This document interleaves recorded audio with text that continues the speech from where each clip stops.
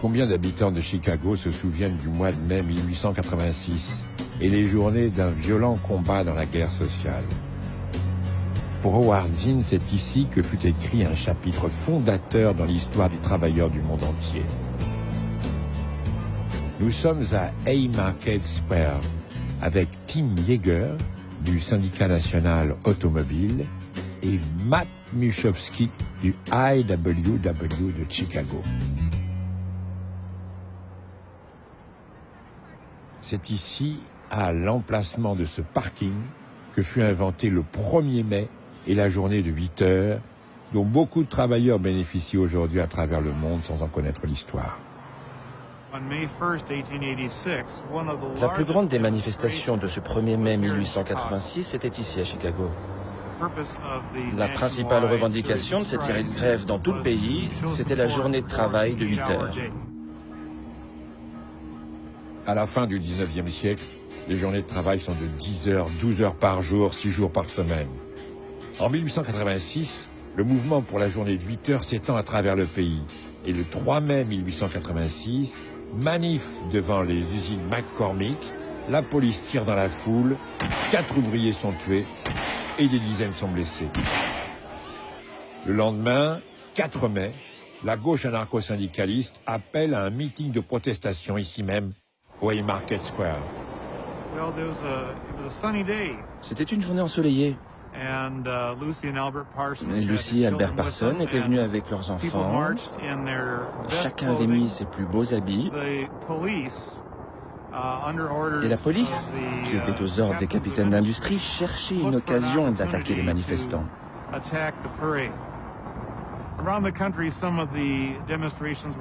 Ailleurs dans le pays, certains cortèges des manifestants ont été attaqués par la police. Et ici, à Chicago, où la manif était bien organisée, ils n'ont pas eu cette opportunité.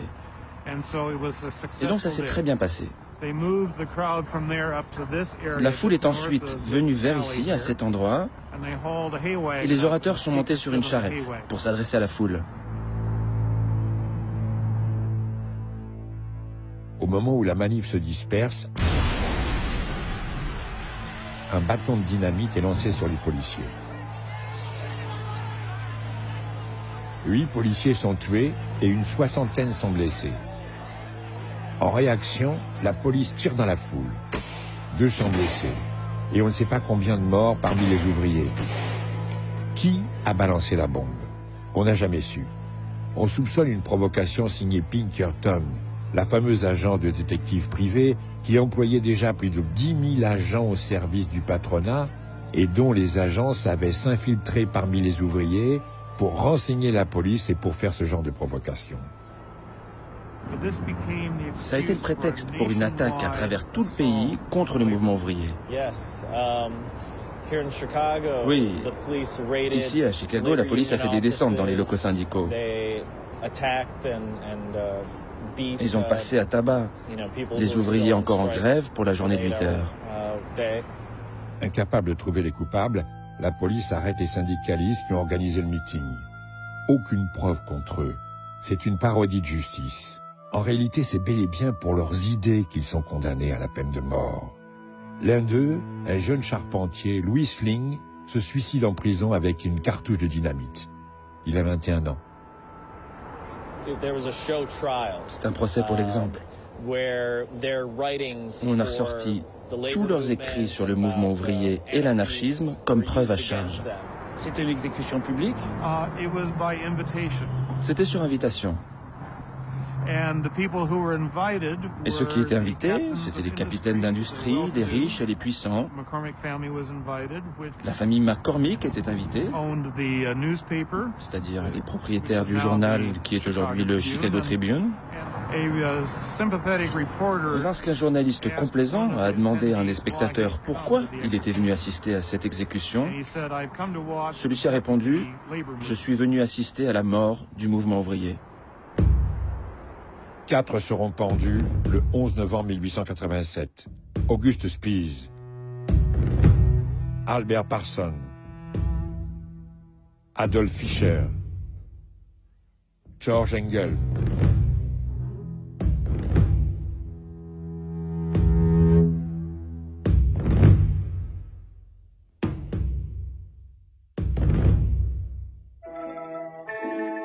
Conséquence de cet événement à travers le monde, en 1889, à Paris, le 1er mai sera adopté comme journée de la lutte pour les 8 heures.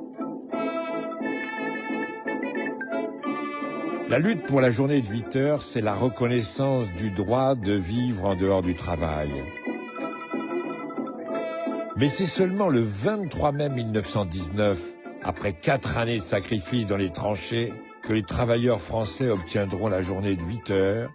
Le 1er mai sera désormais chômé.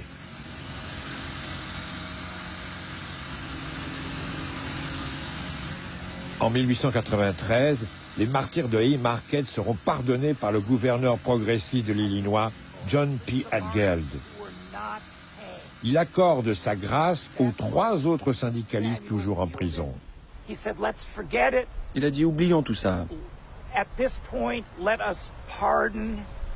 Il faut maintenant gracier ces 3 hommes et laissons-les vivre leur vie.